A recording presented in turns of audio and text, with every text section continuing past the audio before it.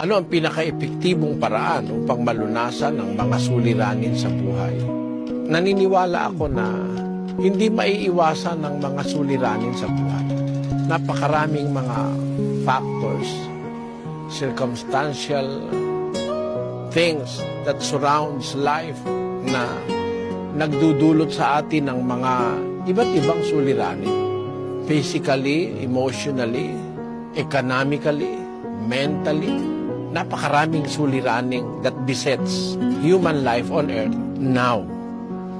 Siguro ang wala lang suliranin na mga taong nabuhay sa mundo sa pasimula ay si Eva at si Adan nang sila ay nasa halamanan ng Eden, sapagkat walang suliranin doon hanggang sila ay lumabag sa aral ng Diyos. Siguro yun lang ang point of history na kung pwede nating masabi na mayroong dalawang human being na walang suliranin, pero afterwards na sila lumabag, nagkaroon na sila ng maraming suliranin sa buhay. At yun ay nagpapatuloy hanggang sa ating panahon.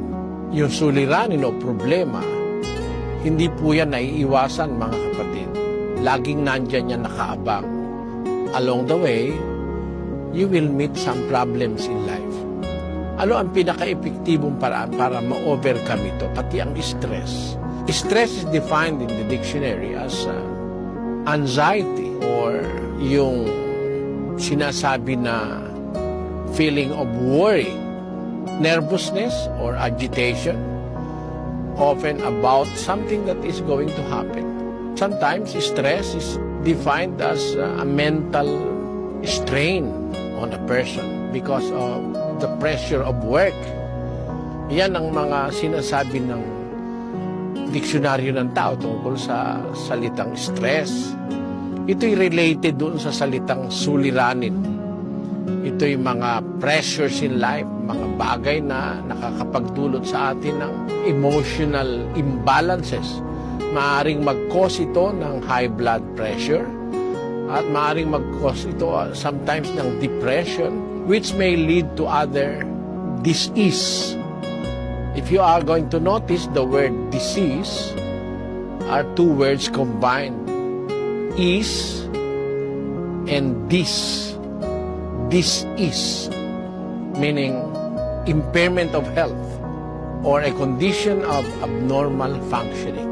Yun ang kahulugan ng this is. When you are at ease, you have no problem.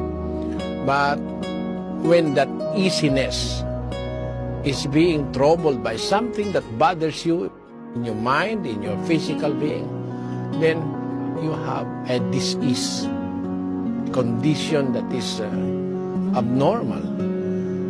Magkakalakip itong lahat ng ito. Alam ninyo, gaya ng sinabi ko, hindi po naiiwasan ng tao yan. Kung minsan, kakain ka lang, minsan nagkakaproblema ka. Merong kumakain na natitinik, kumakain ka na lang.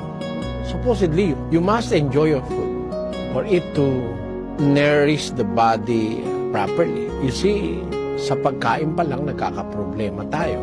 Napakagaang ng pagkain eh. Walang nagrereklamo pagka kumakain eh. Walang sasabing, naku ako hirap na hirap. Walang ganon. Ang natural ang pagkain ini-enjoy. Pero nagkakaproblema ka kung minsan sa pagkain. Lalo na pagdating sa trabaho. Ang trabaho po ay maaring panggalingan ng problema. Maraming problema. Lalo na pagka sa isang trabaho ay mayroon kang mga hindi kabagang, tawag natin sa Tagalog.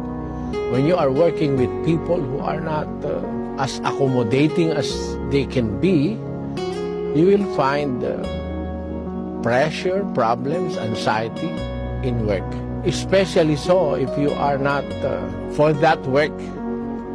You see, there is wisdom in that saying, do what you love and love what you do. There is wisdom in that. Pagka mahal mo yung trabaho mo at nagtatrabaho kang may pagmamahal, nakakabawas yun sa problema. Ako po ay lumaki sa paghahanap buhay. Lumaki sa restaurant business, sa pagkain. Because I love to cook. I love what I am doing, parang walang stress. Parang walang masyadong problema because I love what I am doing. At nung ako ay maging isang broadcaster, truthcaster, I feel that I love what I am doing. Of course, there are problems along the way, pero na-overcome yun because of that love that you have for what you are doing.